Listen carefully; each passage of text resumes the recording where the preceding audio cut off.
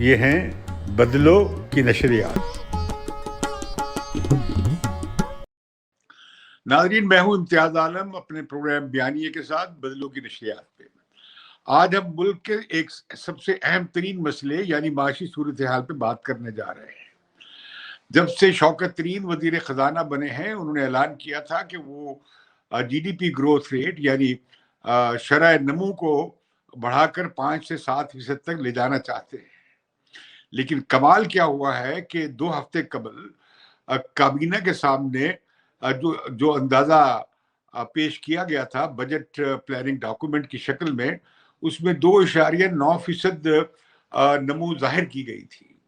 اور 2 ہفتوں کے دوران یا 3 ہفتوں کے دوران جب دوبارہ یہ نیشنل اکاؤنٹنگ کمیٹی بیٹھی تو وہاں پہ کسی بیوروکریٹ نے فرمائش کی کہ اسے 4% تک لے جایا جائے، یعنی 3.94% تک، تقریباً 4%. حالانکہ اس سے پہلے اسٹیٹ بینک یہ کہہ چکا تھا کہ 3% تک بڑھے گی. لیکن پھر اسٹیٹ بینک نے بھی بعض ازاں اس کمیٹی کے اعلان کے بعد ساتھ کیا اس کمیٹی کی رپورٹ پہ. لگتا ہے کہ سب ملے ہوئے تھے فجنگ میں. آئی ایم ایف نے اندازہ لگایا کہ 2% ہوگی، ورلڈ بینک نے کیا کہ 1.5% ہوگی. گزشتہ سال یہ جو بہت کم شرح رہی تھی اور منفی 4.45% یعنی 0.45%، جو کہ 1% سے بھی جو بہت منفی تھی.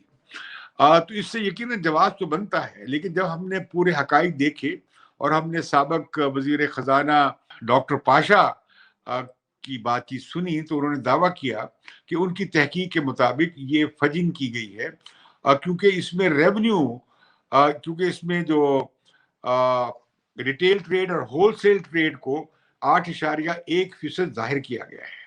اب ظاہر ہے کرونا کے زمانے میں بازار بند ہوتے رہے ہیں، کھلتے رہے ہیں، آدھے کھلے رہے ہیں یا بند رہے ہیں، ٹائم کم ہو گئے ہیں، تو یہ کیسے ریٹیل ٹریڈ اتنی چلی گئی اوپر. اور اس کے باوجود کہ جو investment to G D P ratio کم رہی تو یہ اتنی گروتھ کیسے ہو گئی ہے. دوسرا اس میں ایک عجوبہ سامنے آیا ہے، وہ ہے کہ فیکس آمدنی کا جسے بڑھا کر پیش کیا گیا ہے وہ اس لیے زیادہ ظاہر کیا گیا ہے کہ اس کا جو سال ہے آبادی کا وہ پرانی مردم شماری کی بنیاد پر لیا گیا ہے، 2017 کی مردم شماری پہ نہیں لیا گیا. اگر 2017 کی اس پہ لیا جائے تو وہ $1200 تک پہنچے گی. فی الحال حکومت نے دعویٰ لیکن یہ کیا کہ یہ فیکس آمدنی بڑھ گئی ہے اور یہ بڑھ کر 2,46,414 روپے ہو گئی ہے.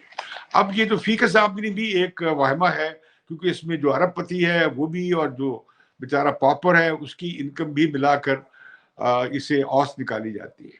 لیکن حیران اس بات پہ ہیں کہ لوگوں کی قوت خرید کم ہو گئی ہے، لوگوں کی ویجز حقیقی جو اجرتیں ہیں وہ کم ہو گئی ہیں افراط زر کے باعث، اور یہ کہ کافی بے روزگاری پھیلی ہے.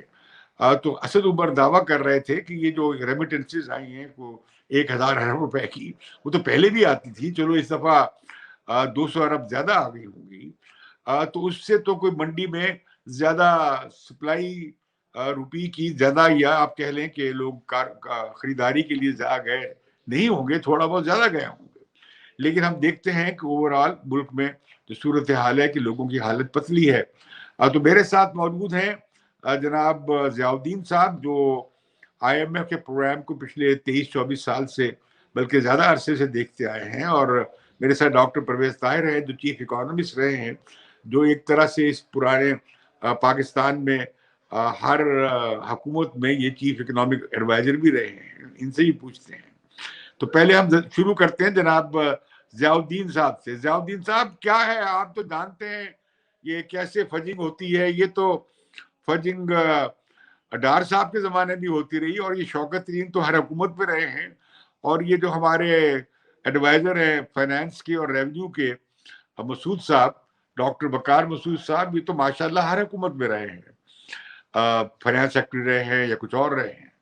تو یہ کیسے ہوا ہے، آپ کی کیا تجزیہ ہے؟ امتیاز عالم صاحب، یہ فجنگ جو ہے وہ صرف اسی حکومت میں نہیں ہوئی ہے، بلکہ یہ مستقل ہوتی رہی ہے. جی مجھے تو یہ بھی شبہ ہے کہ حفیظ پاشا صاحب جب فائنانس منسٹر تھے اس وقت بھی فجنگ ہوئی ہے.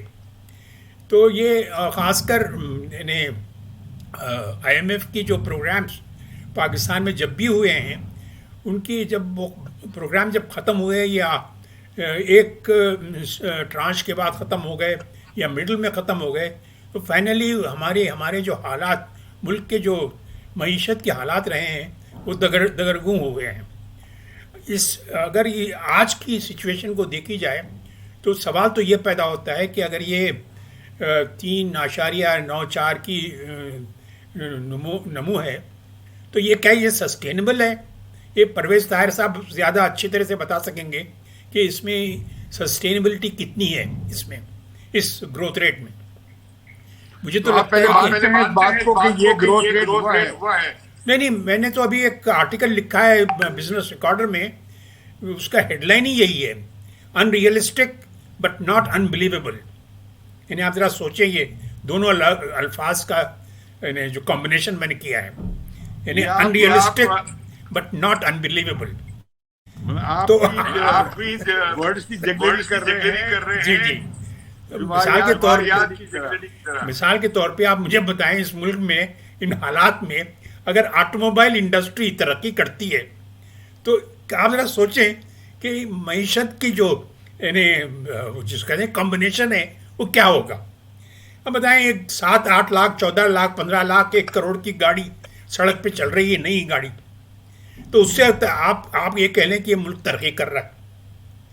اور پھر سیمنٹ کی پروڈکشن زیادہ ہو گئی ہے. سیمنٹ کی پروڈکشن زیادہ ہو گئی کا مطلب کیا ہوا؟ یہ چھوٹے مکانات ابھی بننے ہی شروع نہیں ہوئے. اس وقت تو ملک میں بن رہے ہیں بڑے بڑے مکانات، محلات، کہ یہ کس کے لیے بن رہے ہیں؟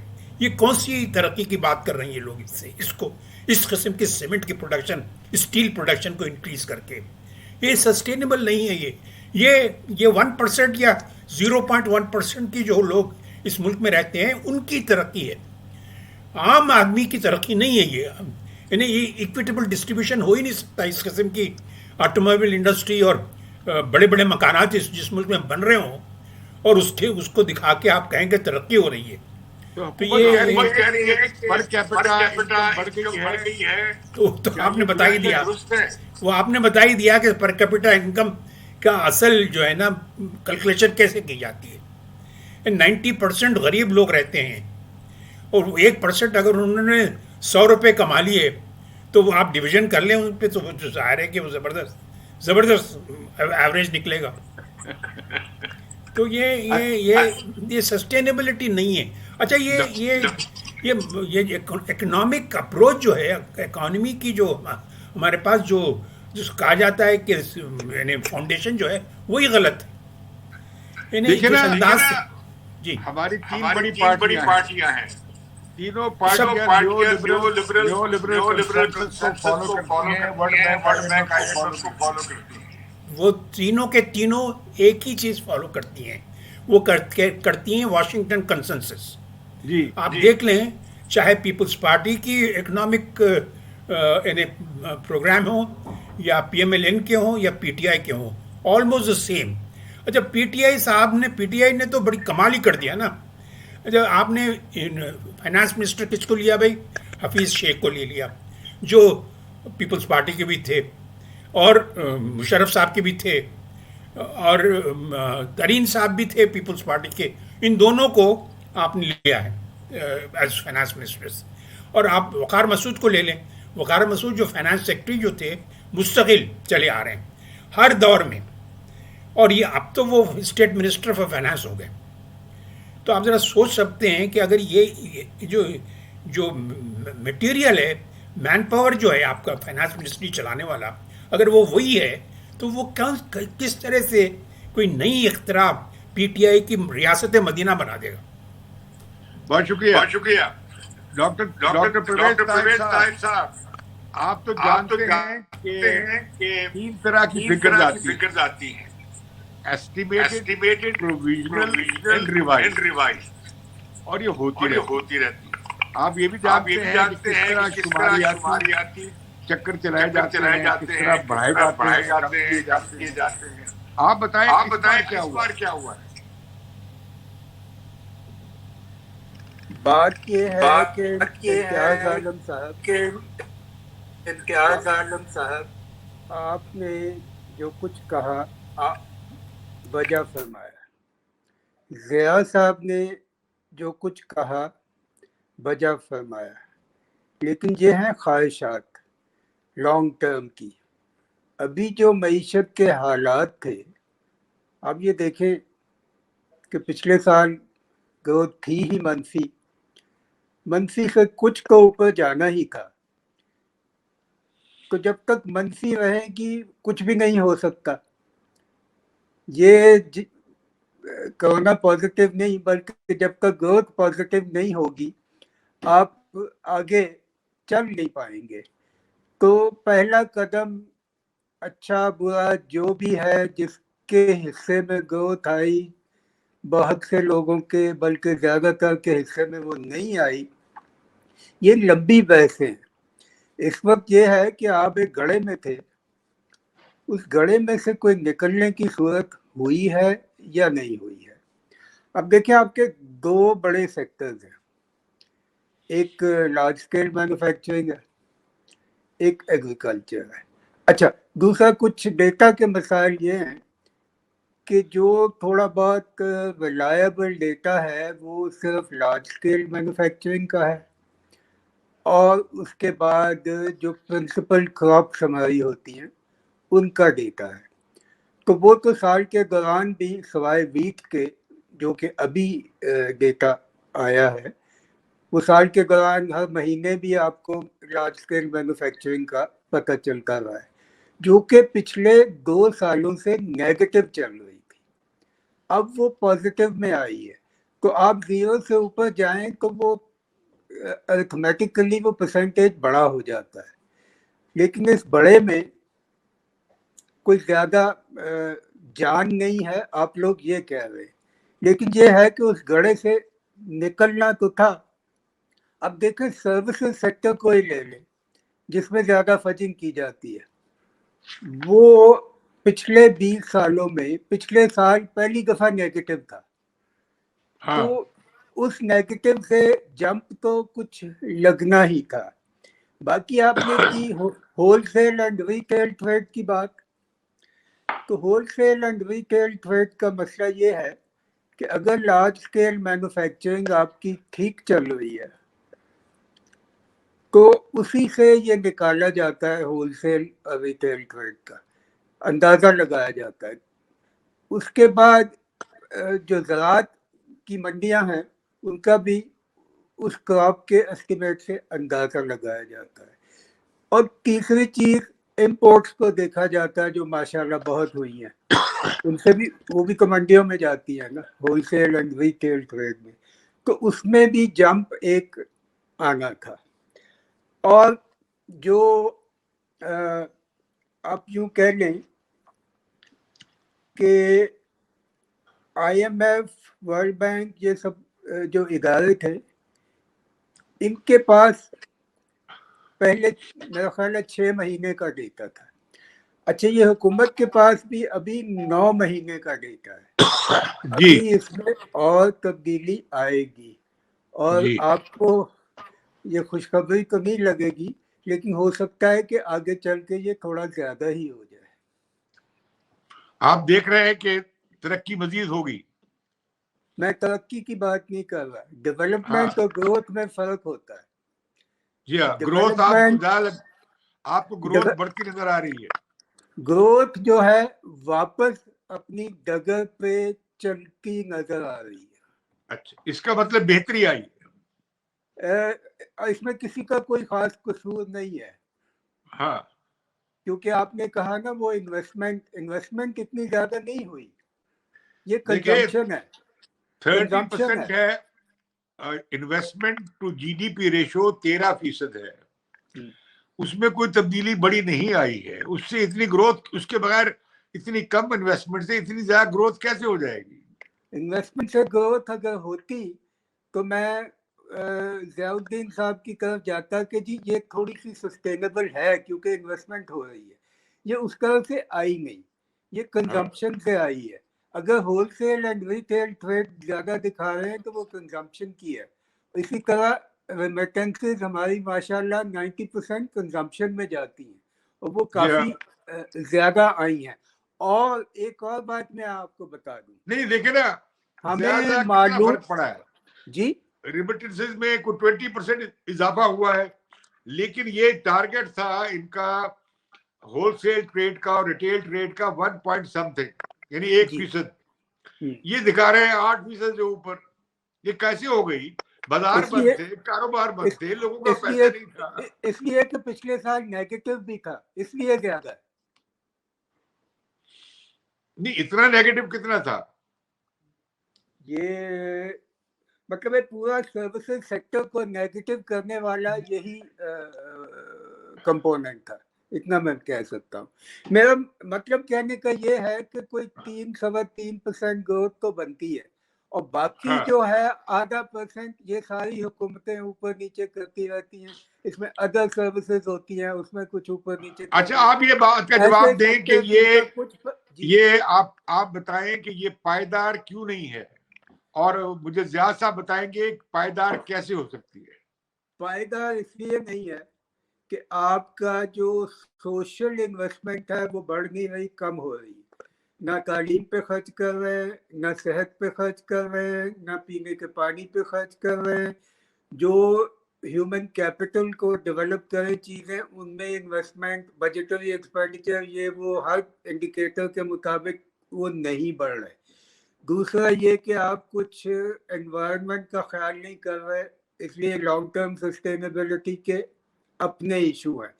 تیسری بات وہی کہ انویسٹمنٹ اگر نہیں بڑھ رہی تو یہ جو کوانٹیٹیو گروتھ ہوتی ہے یہ بھی زیادہ دیر نہیں چل سکتی. جی زیاد صاحب یہ کیسے سسٹینیبل ہو؟ یہ تو آپ اپنے پرویز طاہر صاحب نے صحیح باتیں کی ہیں. سسٹینیبل بنانے کے لیے انویسٹمنٹس جو ہے وہ پروڈکٹیو سیکٹر میں ہونے چاہیے. اگر آپ انویسٹمنٹ کریں ایسے سیکٹر میں جو ڈیڈ انویسٹمنٹ ہے، مثال کے طور پہ ہاؤسنگ، میں چھوٹے گھروں کی بات نہیں کروں، بڑے بڑے گھروں کی، اس سے ڈیڈ انویسٹمنٹ. گاڑیاں ڈیڈ انویسٹمنٹ، اس سے کوئی گروتھ نہیں ہوتی ہے، پروڈکٹیوٹی اس سے بڑھتی نہیں ہے کوئی. اگر بڑی بڑی گاڑیاں آپ ملک میں بنوا لیں تو وہ 2-4 خاندانوں کے لیے گھومنے پھرنے کے لیے آسانی ہو سکتی ہے، اس سے نیشنل پروڈکشن جو ہے نا وہ زیادہ بڑھتی نہیں. اس سے بڑے بڑے مکانات بنا لیں آپ، اس سے پروڈکشن کا کوئی تعلق نہیں رہتا ہے. اس سے ڈیڈ پروڈکشن، ڈیڈ انویسٹمنٹ. آپ کو ایسی چیزوں میں انویسٹمنٹ کرنی چاہیے جس سے آپ کو، مثال کے طور پہ ابھی میں نے سنا ہے کہ سیل فونز بنانے کے لیے انہوں نے کوئی پالیسی بنا لی ہے. اس قسم کی چیزیں اگر آپ کر لیں، انہیں بہت سی ایسی چیزیں جو ملک میں ہم امپورٹ کرتے ہیں وہ 200 ملین کی پاپولیشن کے لیے اگر اسی ملک میں بننے لگے، ان کو کہا جائے انویسٹرز کو کہ بھائی تم یہاں اپنے اس ملک میں آؤ، یہاں بنواؤ. 200 ملین کوئی چھوٹا موٹا مارکیٹ نہیں ہے، تو آپ کو مارجن بھی اچھی ملے گی. تو انویسٹمنٹ اس طرح سے ہوتی ہے. مثال کے طور پہ اگر آپ کی سیونگ ریٹ بھی کم ہو اور انویسٹمنٹ ریٹ بھی کم ہو تو آپ کا زیادہ تر آپ کا جو ڈپینڈنس ہوتی ہے وہ قرضوں پہ ہوتی ہے، مانگ تانگ پہ کام کرنا پڑتا ہے. اگر فارن ڈائریکٹ انویسٹمنٹ نہیں ہو رہی ہو تو وہ آپ یہی کرتے چلے آ رہے ہیں. پچھلے 70-72 سال سے آپ قرضے لے رہے ہیں اور قرضے لے کر آپ زندہ رہنے کی کوشش کر رہے ہیں.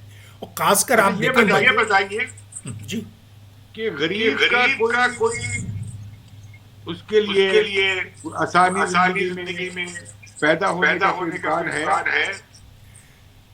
دیکھیں جب تک آپ ایکویٹیبل گروتھ، ایکویٹیبل ڈسٹریبیوشن نہیں لائیں گے آپ، وہ ہو نہیں سکتا. غریب تو غریب رہے گا، غریب ہوتا جائے گا. مثال کے طور پہ اگر آپ ایجوکیشن کو یونیورسل نہ کریں گے تو امیر کا بچہ ہمیشہ اچھا پڑھ لے گا اور اچھی نوکریاں کر لے گا، غریب غریب ہی رہے گا. اگر ہیلتھ اس کو یونیورسل نہ کر دیں، ہیلتھ کور کو، غریب کا بچہ بیمار رہے گا اور مر جائے گا جلدی، اور امیر کا بچہ اچھی صحت رہے گی اس کی. تو یہ جو تفاوت ہے اس سے غریب تر ہوتا جائے گا اور امیر تم ہوتا جائے گا. جب تک پرویز صاحب جناب ہاں بتائیے، غریب کی کوئی مشکل حل کریں. دیکھیں ابھی انہوں نے کو یہ ترقی کی شرح بتائی ہے. ابھی انہوں نے غربت کا ریشو بتانا ہے. ان کے پاس اب ڈیٹا موجود ہے لیکن پتہ نہیں وہ کیوں باہر نہیں آ رہا، اس پہ بھی غور فرمایا جا رہا ہوگا.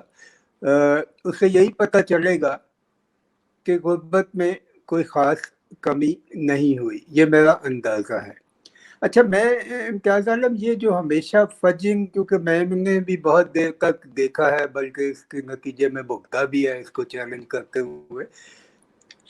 آپ ذرا یہ دیکھیں کہ دوسرے ملکوں میں یہ جو ادارہ ہوتا ہے شماریات کا، اس کو آزاد رکھا جاتا ہے.